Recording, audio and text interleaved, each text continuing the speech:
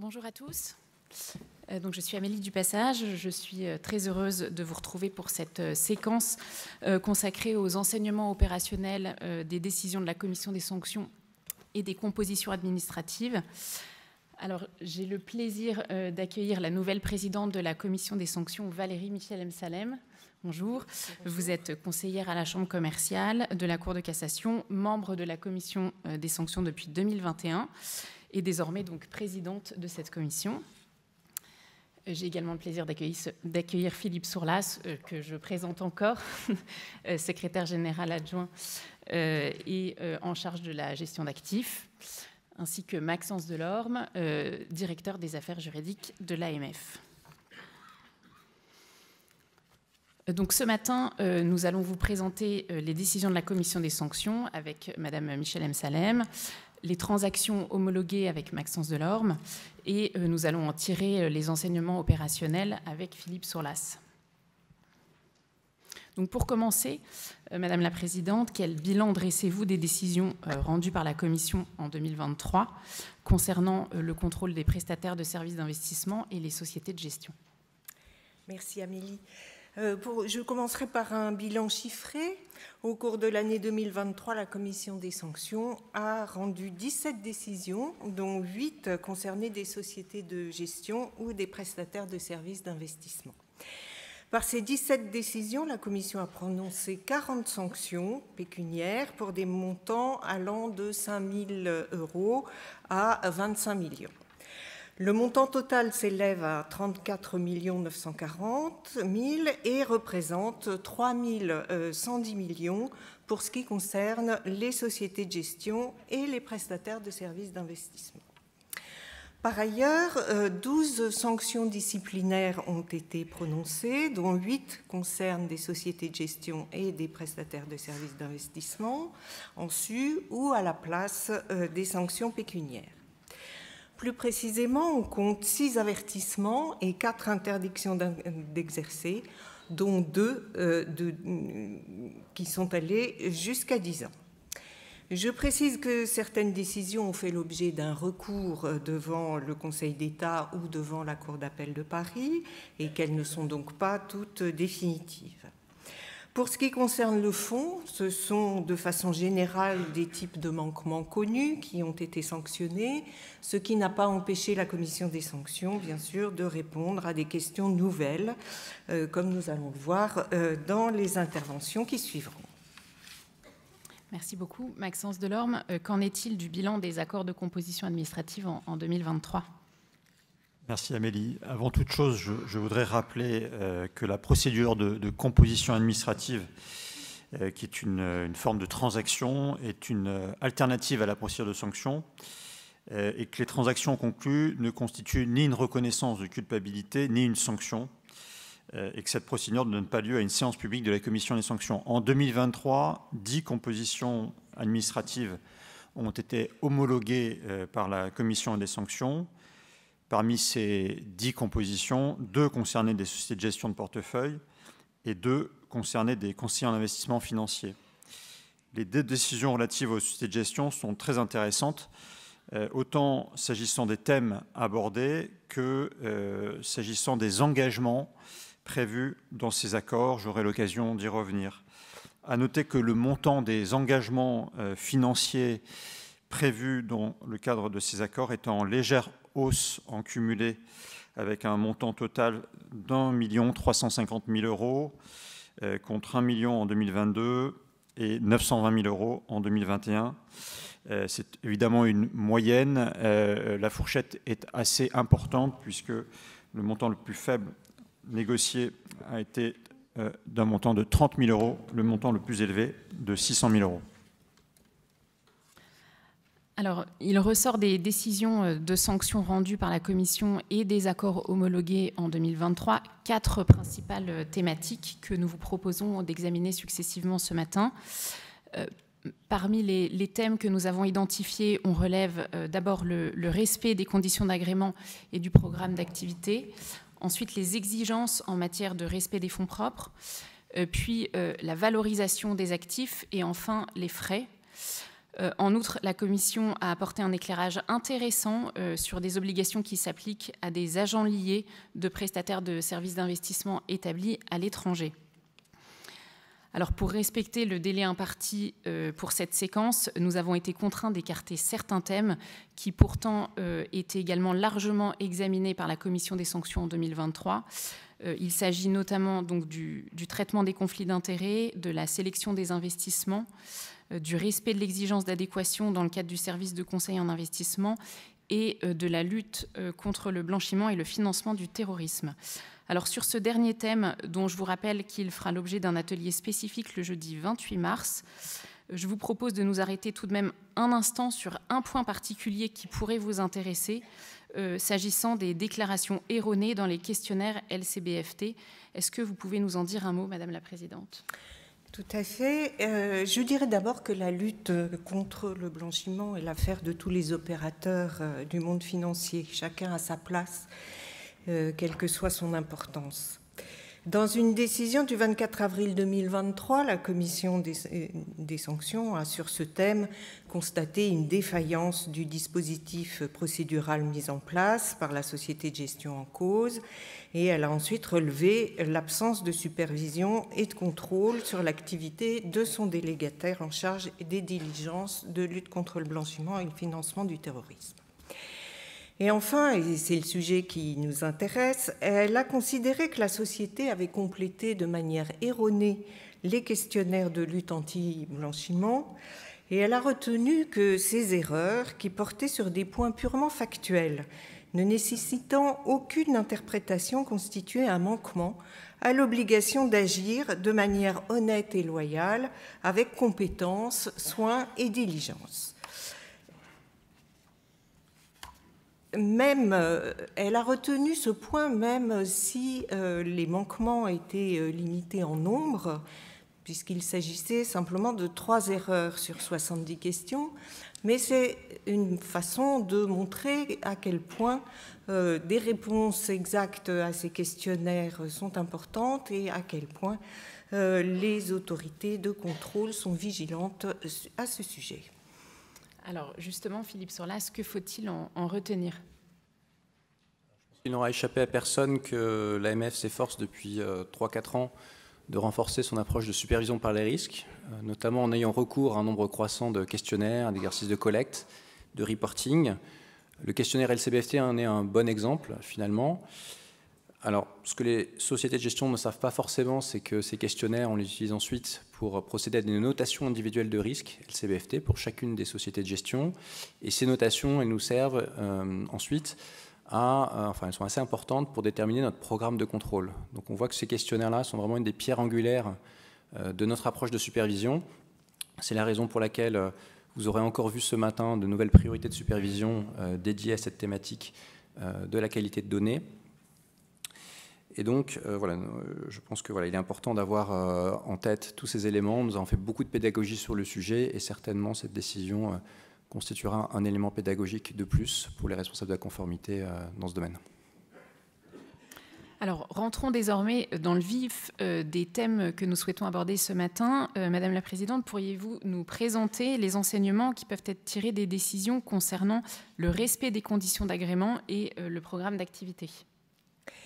Alors cette année, la Commission a dans 3 décisions rappelé que les sociétés de gestion sont tenues de respecter à tout moment les conditions de leur agrément. La première décision est celle du 24 avril 2023 dont je viens de parler il y a quelques instants.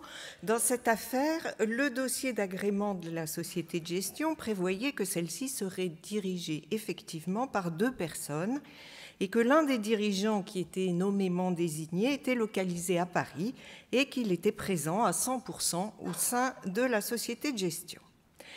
La Commission a considéré que la direction effective de la société se confondait avec l'activité de son dirigeant qui avait le contrôle sur toutes les décisions engageant la société et qu'elle s'exerçait donc là où ce dernier agissait. Or, ce dirigeant résidait à l'étranger. La Commission en a conclu que la société de gestion avait manqué à son obligation de satisfaire à tout moment aux conditions de son agrément. Elle a également rappelé à cette occasion l'obligation pour les sociétés de déclarer ou de demander l'autorisation préalable à tout changement dans le dossier d'agrément. En l'occurrence, la société de gestion n'avait ni informé l'AMF ni sollicité son autorisation au moment du départ du second dirigeant qui n'avait pas été remplacé. Alors, quels ont été les apports des autres décisions rendues sur cette thématique ? Les cas de figure sont variés et ils méritent d'être rappelés parce qu'ils sont assez illustratifs. Dans une décision du 4 mai 2023, la Commission a relevé que la société de gestion avait réalisé au nom et pour le compte des fonds qu'elle gérait des opérations de crédit à titre habituel. Elle avait en effet octroyé 51 prêts d'un montant total de 84 millions d'euros. Or, le dossier d'agrément de cette société lui permettait seulement d'effectuer des avances en compte courant d'associés. Ni la nature des fonds gérés, ni son programme d'activité ne l'autorisaient à réaliser des opérations de crédit à titre habituel, ni même des prêts à titre gratuit, qui auraient été par nature contraires aux intérêts des porteurs des parts de fonds. Nous avons donc retenu que la société de gestion avait méconnu l'obligation de respecter son programme d'activité et les conditions de son agrément. Ce manquement revêtait une particulière gravité dès lors que les opérations litigieuses avaient été répétées, puisqu'il y avait eu 51 prêts pour un montant total de près de 70 millions d'euros et qu'elles portaient donc atteinte à l'intérêt des fonds et à leurs porteurs. Alors pour en terminer avec ce premier thème, pourriez-vous nous présenter le manquement qui a été retenu à ce titre dans la 3e décision que vous nous annonciez ? Oui, c'est une décision du 5 septembre 2023 par laquelle la Commission a sanctionné une société de gestion qui n'avait pas respecté l'engagement pris dans son programme de transformer certains véhicules d'investissement en FIA. Elle précise d'ailleurs que l'engagement express et non équivoque pris par la société dans son dossier d'agrément de transformer 3 club deals en FIA ne saurait être remis en cause au motif qu'il n'est pas visé expressément dans les conditions suspensives dont l'AMF a exigé la levée pour lui accorder cet agrément. Alors Philippe, quels sont les enseignements opérationnels à en tirer pour les professionnels présents aujourd'hui ? Alors, les conditions d'agrément, elles peuvent provenir de différentes sources, comme on a pu le voir. Elles peuvent provenir de la loi, et d'ailleurs, dans certains cas, le non-respect de ces conditions, indépendamment des sanctions qu'elles peuvent générer, sont aussi susceptibles de faire l'objet de procédures de retrait d'agrément. Et donc, il se trouve que cette année, nous en avons initié plusieurs, donc c'est un cas qui n'est pas purement théorique. D'autres conditions d'agrément sont plus spécifiques à l'activité de chacune des sociétés. Et sur ce sujet, moi, je souhaitais attirer particulièrement votre attention sur les conditions d'agrément qui font l'objet d'échanges spécifiques avec les services pendant l'instruction. Et donc, tout particulièrement, quand ces conditions font l'objet soit d'un courrier d'engagement de la part de la société de gestion, donc qui est adressé à l'AMF, soit d'une mention spécifique dans le courrier de notification d'agrément qui est envoyé par les services. Alors, je vous propose désormais d'aborder la 2e thématique qui a fait l'objet d'une attention particulière de la Commission des sanctions cette année. Il s'agit du respect des exigences en matière de fonds propres.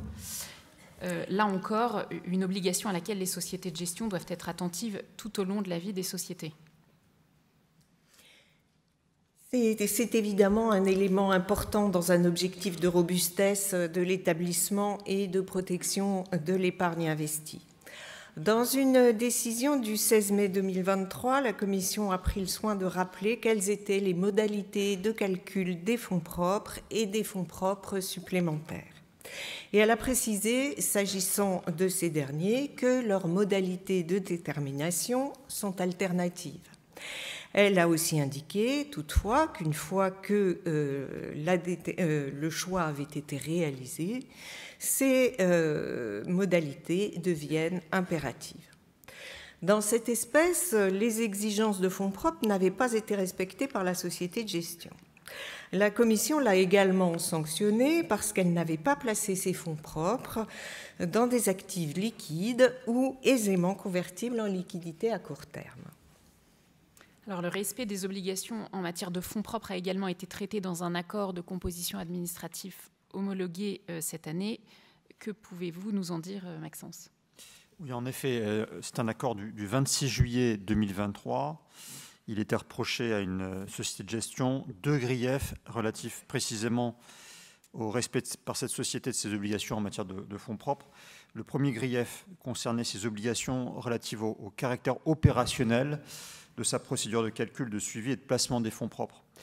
À cet égard, je rappelle que pour revêtir un caractère opérationnel, une procédure doit se suffire à elle-même, ce qui n'est pas le cas lorsqu'elle présente un caractère sommaire sur des points essentiels, ce qui était le cas en l'espèce, puisque la mission de contrôle avait constaté le caractère non opérationnel de la procédure de fonds propres en raison, d'une part, de l'absence de certaines informations essentielles. Il s'agissait en l'occurrence d'informations relatives aux détails des postes comptables, et d'autre part, en raison de l'existence d'une mention erronée, celle-ci concernait le placement des actifs. Un second grief a été retenu dans le cadre de cet accord de composition administrative. Il concernait le non-respect par la société de gestion des exigences de fonds propres réglementaires. Sur ce point, les tests réalisés par la mission de contrôle avaient révélé que cette société de gestion était en insuffisance de fonds propres aux dates de fin d'exercice comptable 2019 et 2020. Alors, Philippe, quelles conclusions pratiques en tirer ? Alors, ce sujet du respect des exigences de fonds propres, c'est évidemment un sujet très important pour nous dans le cadre du suivi.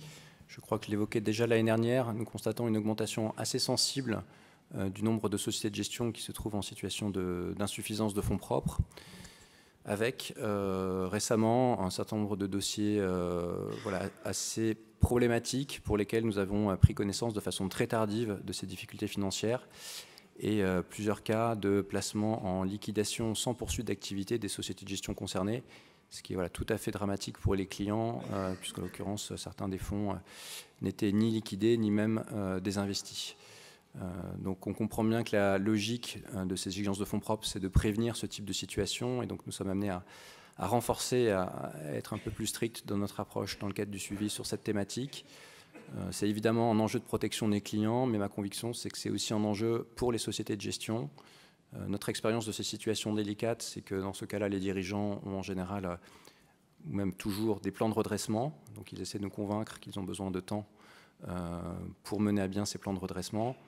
Et pour les sociétés qui auraient, alors, notamment fourni à l'AMF des calculs erronés de fonds propres, ou qui ne se seraient pas dotés des procédures pour permettre de les déterminer de façon suffisamment fiable, ou qui auraient, comme dans l'un des cas relevés, optimisé à l'excès les méthodes de calcul de fonds propres en faisant une forme de cherry picking sur les méthodologies en fonction des années. C'est vrai que tout de suite, cette discussion sensible, elle est très compliquée pour le dirigeant, puisque dans ces cas-là, c'est vrai que la confiance dont il dispose vis-à-vis des services, les services ont une confiance beaucoup plus limitée dans la parole du dirigeant. Et donc je pense vraiment que c'est dans l'intérêt de la société que d'éviter d'avoir à connaître ce type de situation. Maxence, l'accord de composition administrative du 26 juillet 2023 a traité une troisième thématique, également abordée dans plusieurs décisions de la Commission, celle de la valorisation des actifs. Oui, là encore, c'est un sujet important qui d'ailleurs a fait l'objet d'un certain nombre d'interventions au cours de cette matinée. En effet, la transaction du 26 juillet 2023 mettait en exergue une société de gestion qui n'avait pas respecté ses obligations en matière de valorisation des actifs immobiliers des fonds. Plus précisément, 3 reproches lui avaient été adressés. D'abord, il lui avait été reproché de ne pas avoir fourni les éléments de calcul qui avaient abouti au montant d'évaluation des biens immobiliers mentionnés dans les tableaux semestriels qui avaient été validés par son comité de valorisation. Le deuxième reproche, c'est que cette société n'avait pas non plus identifié les lacunes du dispositif d'évaluation des biens qui étaient détenus par les FIA gérés, ni d'ailleurs pris en compte les recommandations formulées par le contrôle de deuxième niveau. Enfin, et c'était le dernier reproche à cet égard, la procédure de valorisation périodique des investissements immobiliers relatifs au FIA immobilier de la société n'était pas opérationnelle. Alors, quelles étaient précisément les carences identifiées s'agissant du caractère non opérationnel ? Alors, contrairement aux diligences prévues par sa procédure de valorisation, la société n'avait pas recours chaque année à un évaluateur externe. Par ailleurs, elle utilisait des méthodes de valorisation des actifs immobiliers qui étaient différentes de celles qui étaient prévues, là encore, dans le cadre de sa procédure. Alors, je me tourne désormais vers vous, Madame la Présidente. Quels sont les enseignements à tirer des décisions de la Commission sur ce sujet ? Alors, la Commission a eu l'occasion de rappeler dans sa décision du 25 septembre 2023 plusieurs points importants concernant les procédures à mettre en œuvre pour la valorisation des actifs. Elle a précisé sur ce point que dès lors qu'un texte prévoit la mise en place ou l'établissement d'une procédure, celle-ci doit nécessairement être formalisée par écrit.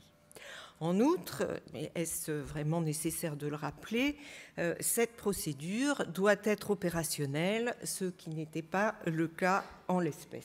Alors, quelles étaient les lacunes identifiées par la Commission des sanctions ?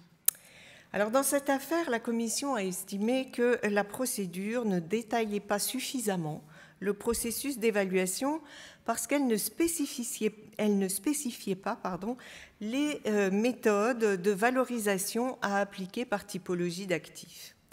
Par ailleurs, la manière dont les éléments de valorisation devaient être formalisés pour en garantir la traçabilité ainsi que la nature des pièces justificatives n'était pas non plus détaillée. Enfin, l'absence de contrôle sur ces procédures a également été relevée par la Commission, ainsi que le défaut de transmission par la société de gestion à son prestataire externe en charge des opérations de conformité et de contrôle interne, des éléments susceptibles de permettre à ce dernier de procéder au contrôle des valorisations des actifs. Comme on le rappelle chaque année, il ne suffit pas qu'une procédure adéquate existe, il faut encore également qu'elle soit correctement appliquée et que cela puisse se voir. Merci beaucoup. Philippe, quels sont les enseignements opérationnels à en tirer ? Alors, il me semble que les enseignements ont été décrits de façon assez claire et cette thématique de la valorisation a déjà été abordée ce matin. Je rajouterai peut-être simplement que du point de vue du suivi, les exigences en matière de valorisation seront d'autant plus fortes que la volatilité des valorisations est élevée et d'autant plus forte que les difficultés de valorisation seront importantes, notamment dans des conditions de marché où la liquidité serait réduite. Donc voilà, il y a certainement cette année une attention toute particulière apportée à cette thématique de la valorisation pour les responsables de la conformité. Merci. Alors, venons-en à notre quatrième thématique, la thématique des frais, qui a, là encore, été particulièrement examinée cette année par la Commission des sanctions. Effectivement, la Commission a eu à se prononcer dans 3 dossiers.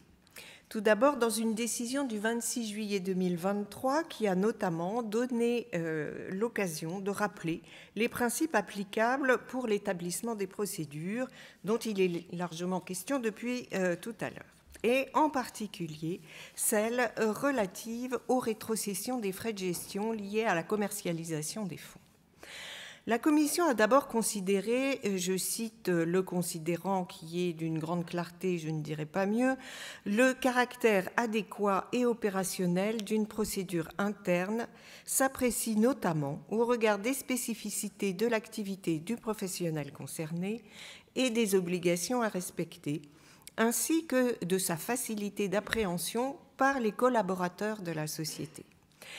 Elle a ensuite précisé, je cite toujours, que cette procédure doit se suffire à elle-même et elle a retenu que ce n'est pas le cas lorsque la procédure présente un caractère sommaire sur des points essentiels, ainsi qu'il a déjà été rappelé. Alors, quelles étaient les lacunes identifiées dans cette affaire ? Le dispositif procédural en question contenait des références à des textes obsolètes ou inapplicables et ne détaillait pas suffisamment les diligences attendues de contrôle permanent de second niveau et du contrôle périodique portant sur les frais. Il ne permettait pas de suivre de manière opérationnelle les rémunérations allouées aux différents prestataires. Cette décision a également été l'occasion pour la Commission d'insister sur la qualité de l'information délivrée aux investisseurs sur les frais de gestion rétrocédés aux distributeurs.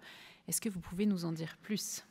Oui, sur ce point, la Commission des sanctions a souligné que l'information des investisseurs doit être claire, complète, exacte et compréhensible et doit leur être remise avant la prestation de services concernés.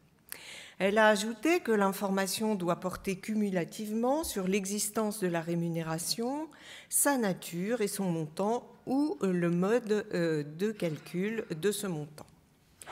Dans cette affaire, l'activité de la société de gestion visait l'épargne salariale et l'obligation de veiller à ce que les investisseurs soient correctement informés concernait donc les salariés porteurs et pesait sur la société de gestion. Or, il n'y avait pas de preuve ni de ce que les investisseurs salariés étaient informés du montant et du mode de calcul des frais de gestion rétrocédés aux distributeurs, ni que les informations requises leur étaient fournies.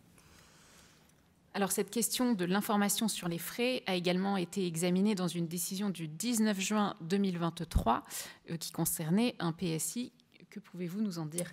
Ce PSI a été sanctionné en raison notamment de son manquement à l'obligation de fournir à ses clients une information claire, exacte et non trompeuse sur les coûts et frais inhérents aux instruments financiers recommandés.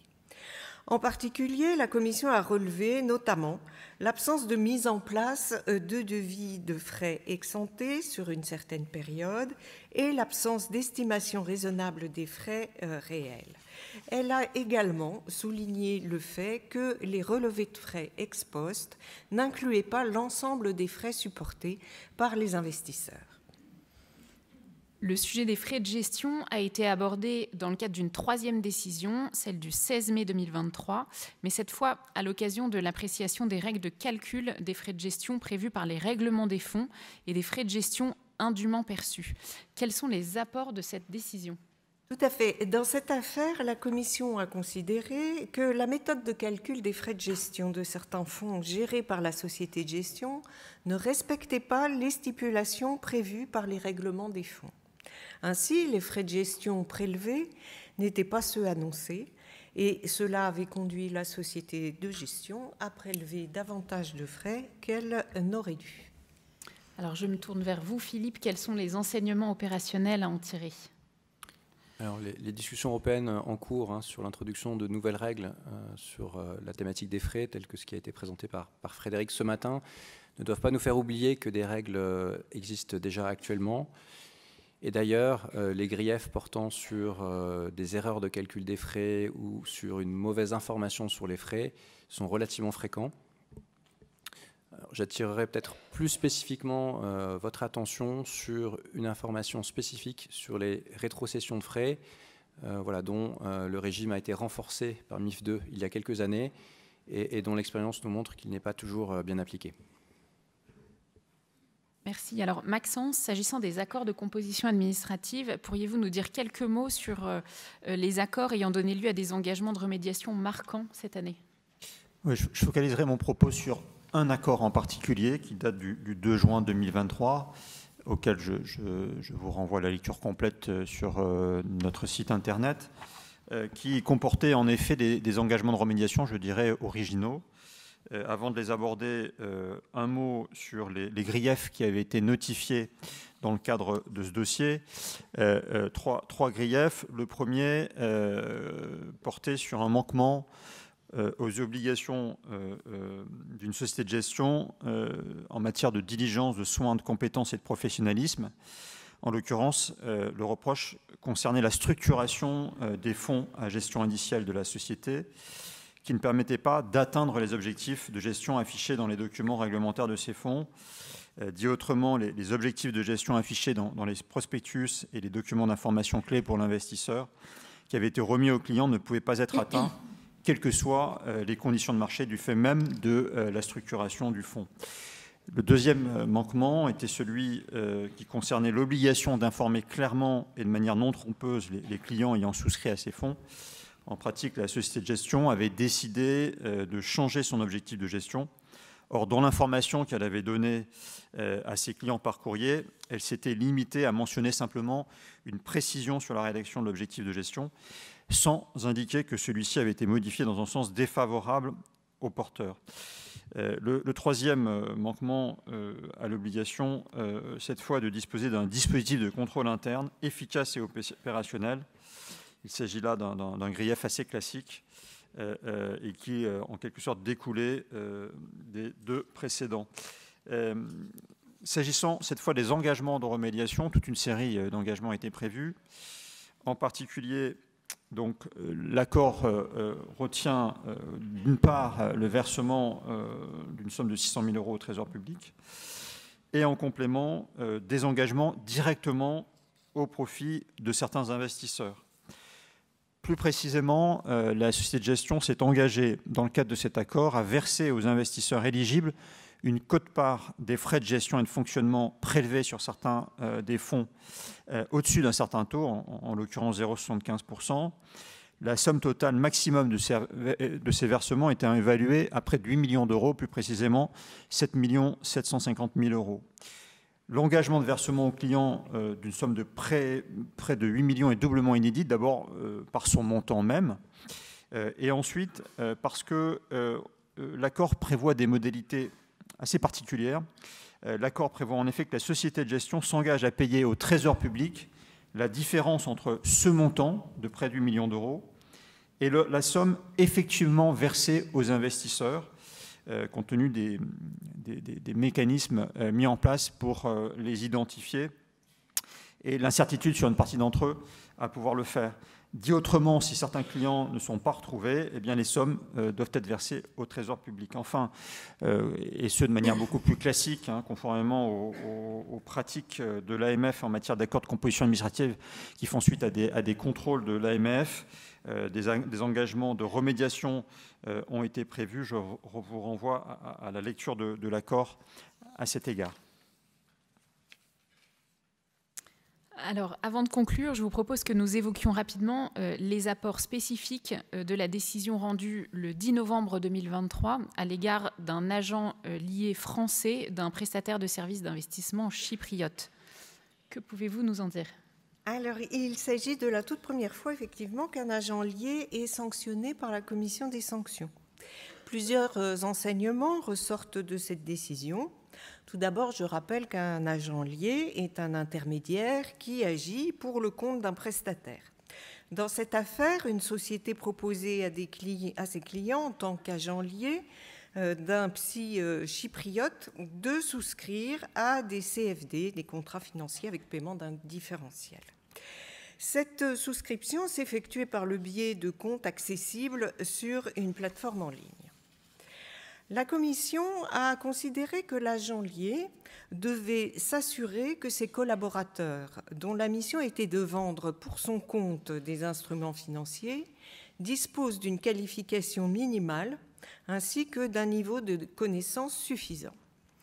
Or, en l'espèce, la société ne démontrait pas avoir fait les vérifications nécessaires. Les tests d'évaluation des connaissances de ces vendeurs étaient dotés d'un contenu insuffisant et il apparaissait dans le cours du dossier, dans les pièces du dossier, qu'en réalité, les conseils n'avaient pas été ceux de personnes suffisamment informées de ces contrats. Quels ont été les autres manquements retenus au titre de cette décision ? Alors, la Commission a retenu que les questionnaires d'évaluation de la connaissance des clients et de leur expérience étaient lacunaires et que le système de notation associé à ce questionnaire était inadapté. De plus, la Commission a constaté que les vendeurs de l'agent lié intervenaient dans le processus d'évaluation des clients potentiels, en les invitant à modifier leurs réponses ou à remplir de nouveau le questionnaire lorsque les réponses n'étaient pas celles attendues. Dans ces conditions, la Commission a donc considéré que cet agent lié avait commis un manquement à l'obligation d'évaluer le caractère approprié du service d'investissement fourni et des produits proposés aux clients. Alors, cette décision a également sanctionné l'agent lié pour plusieurs manquements à la communication promotionnelle. Oui, effectivement. Dans ce dossier, la Commission a relevé que les bannières promotionnelles ne comportaient pas d'avertissement approprié sur les risques inhérents au contrat avec paiement d'indifférentiel. L'agent lié n'avait pas non plus respecté l'interdiction de promotion de comptes CFD autres que ceux à risque limité. Et enfin, il avait manqué à l'obligation d'informer ses clients de son statut d'agent lié et de l'identité de son mandant lorsqu'il entrait en contact avec eux. Compte tenu de l'ensemble de ces manquements et de leur importance, la Commission a prononcé une sanction pécuniaire de 300 000 € assortie d'une interdiction d'exercer l'activité d'agent lié et le service de réception-transmission d'ordre pendant une durée de 10 ans. Je vous remercie. Merci à tous les trois. Je vous propose maintenant d'entendre Vincent Strubel pour le discours de clôture de cette matinée.